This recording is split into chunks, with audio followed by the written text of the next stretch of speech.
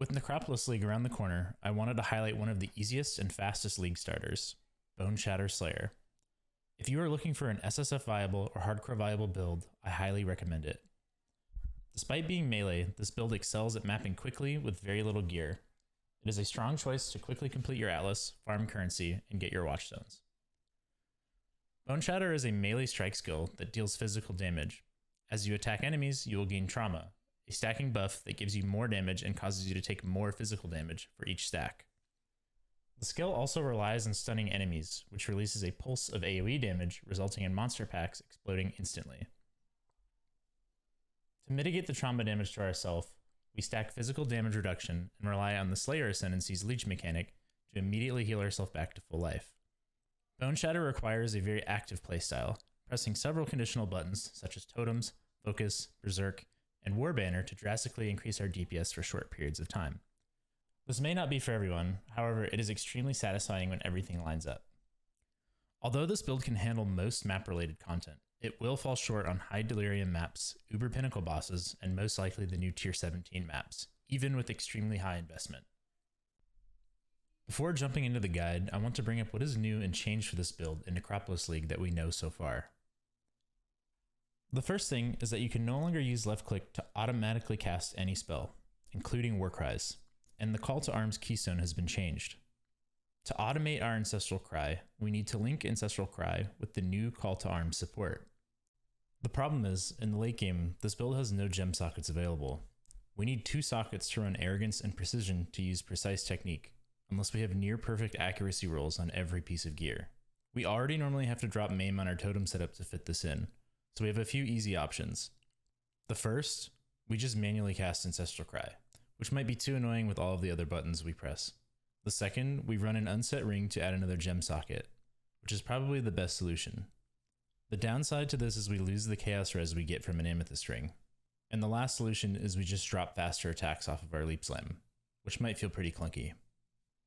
Tattoos are also back, but only minor ones.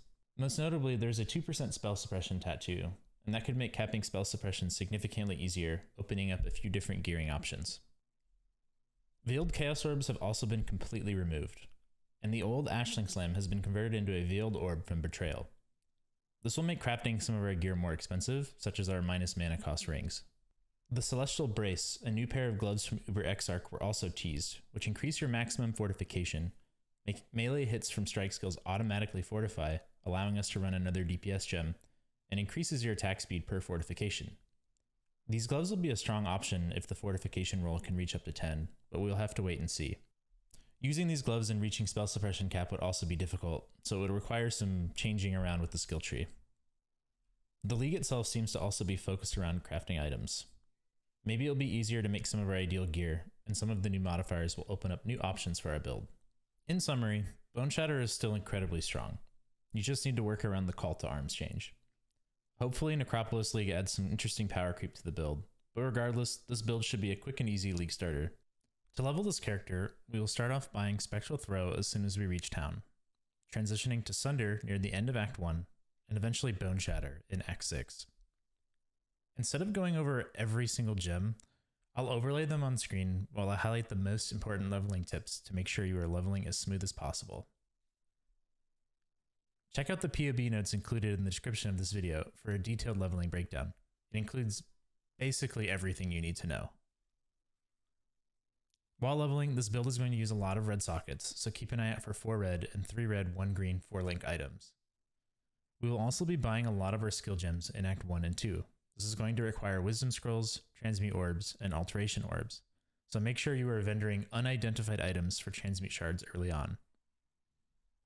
Make sure you're using a 2-handed axe before switching to Sunder. Try to overlap the Adrenaline buff from dropping your War Banner with Intimidating Cry for massive burst DPS. If you do this correctly with a good axe, you can actually one-shot most rares. Our leveling speed is also highly dependent on the strength of our weapon. Starting in Act 2, we will begin to Rustic Sash vendor recipe to ensure we have a strong axe that is close to our level. This requires vendoring a magic or rare Rustic Sash, 1 blacksmith whetstone, and our desired axe base. The result will always be a blue axe with physical damage. Always try to keep your Blood Rage active and maintain 3 frenzy charges by killing monsters while you Leap Slam and Frostblink to zoom through the campaign. In Act 6, when we swap to Boneshatter, to properly generate rage, we will need to set up Warlord's Mark and cast when damage taken. Cast when damage taken will make our Warlord's Mark trigger automatically when we attack with Boneshatter or get hit. Stunning an enemy with Warlord's Mark will give us 20 rage, meaning we are almost always at max rage, which gives us a ton of attack damage and attack speed. Once we reach Resolute technique on the skill tree, we will stop using Precision and add in Pride. At this point, we will have almost no mana left, causing our Warlord's Mark not to trigger. To solve this, we'll have to link it to Lifetap. We will also need to start pathing towards the Mana Leech node on the skill tree near Veil Pact to solve some of our other mana issues. Make sure to also pick up the skills cost 30% of mana as life mastery at this point as well. We will also swap out melee physical damage for Fortify, Sunder for Boneshatter, and Intimidating Cry for Ancestral Cry. For now, we will be manually casting Ancestral Cry, but we will look to automate it later on. At this point, the playstyle of the build is simple.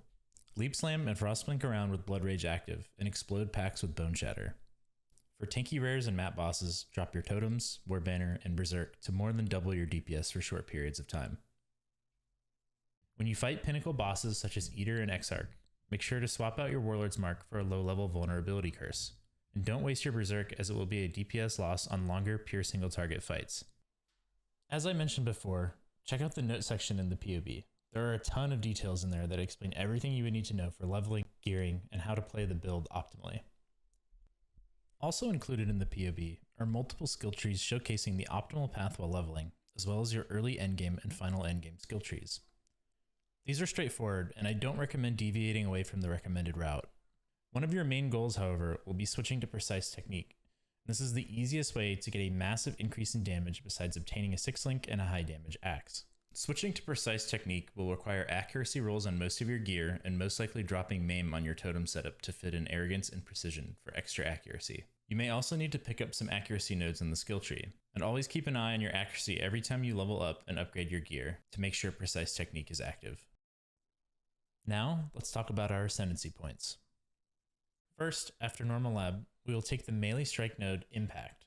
This helps us solve our accuracy issues and gives us a lot of damage, and also just makes Boneshatter clear more effectively. After Cruel Lab, we take Bane of Legends, which gives us a ton of damage. After Merc Lab, we pick up the Leech node Brutal Fervor, the cornerstone of our Ascendancy. This allows us to continue leeching even when our HP is full, meaning the second we take damage, our Life Leech will immediately heal us back to full. In the late game, we'll be leeching over 3,000 health per second, while taking 10% less damage as long as we've hit something recently. This is a huge defensive layer for our build. And lastly, for Uber Lab, we pick up Headsman, which allows us to instantly kill anything below 20% life, including bosses. For our major Pantheon, we will take Brine King. This is pretty standard and will give us freeze immunity when we upgrade it. Before it's upgraded, make sure you're running a freeze immune flask. We're also not stun immune, so this helps us avoid getting chain stunned. Our minor Pantheon will be Gruthkul, because the damage reduction is really solid for mapping. You can swap these around depending on the content you are doing, but these two will be your go-to most of the time. For the rest of the video, I'm going to go over each of the gear slots. In the POB, I've included multiple gear sets that you can check out to get an idea of what stats are important and how to progress your character. I'm only going to cover how to get your starter gear and your early endgame gear. For step-by-step instructions to make your final endgame gear, check out the POB notes. Our most important offensive upgrades will be getting a 6-link, getting a high DPS axe, switching from Resolute technique to Precise technique, which will require a lot of accuracy gear, and crafting % increased damage while leeching on our gloves and amulet. Our most important defensive upgrades will be getting our proper flask setup, capping our elemental and chaos resists, reaching 100% spell suppression, converting some of the physical damage we take to elemental through our chest and helmet, and getting more life to increase our leech rate. Our flasks will be straightforward, and one of the most important defensive upgrades to make as we reach maps. First, we'll get a Divine Life Flask with instant recovery and bleed immunity. For our utility flasks, we always want the prefix gain charges when you are hit by an enemy. While mapping, we are constantly being hit, so this will keep our flask topped off. Get a Quartz Flask with reduced effective curses on you. This also allows you to run through monsters with phasing while it's active. Get a Granite Flask with % increased armor, get a Jade Flask with % increased evasion, and get a Quicksilver Flask with extra movement speed on it.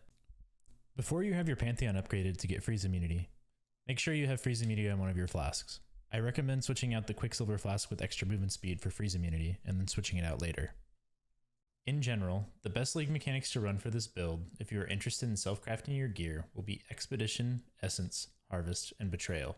Expedition for crafting accuracy and spell suppression gear from ROG, Essence for crafting the weapon and belt, Harvest for generic Reforge crafting and Reforge attack for accuracy, Betrayal for unlocking the minus mana cost craft, chill immunity craft, and damage while leeching craft. Everything crafted for this build could start from a fractured item with one of the mods you'll want. Items with tier 1 accuracy fraction on them or spell suppression can make crafting significantly easier. Just keep in mind that spell suppression can only roll on dexterity bases that have evasion.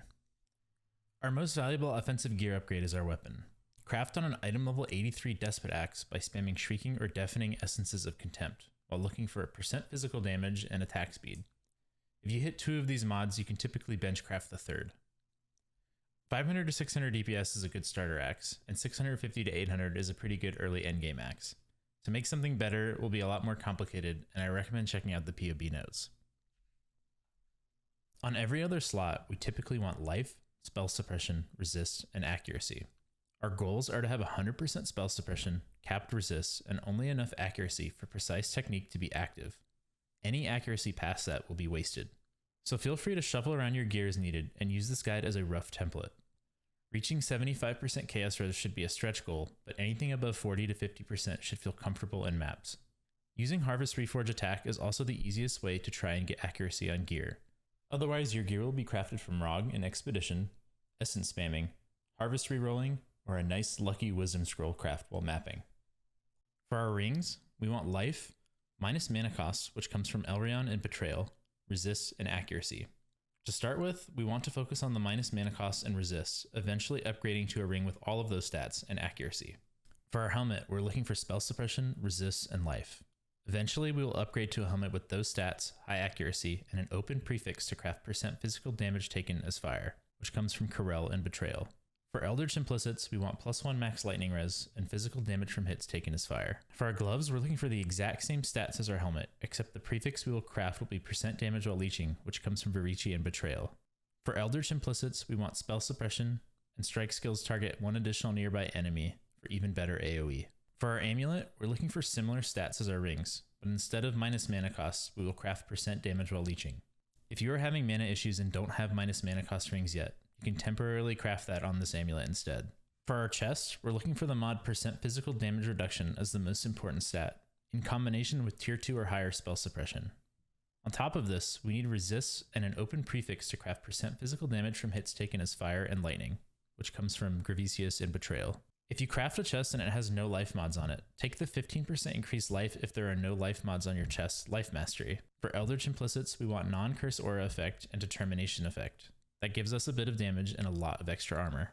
For our belt, we will look for high life, resists, and armor in that order. The ideal base early game is a leather belt, eventually upgrading to a Stygian Vice and using a solid Abyss Jewel in combination.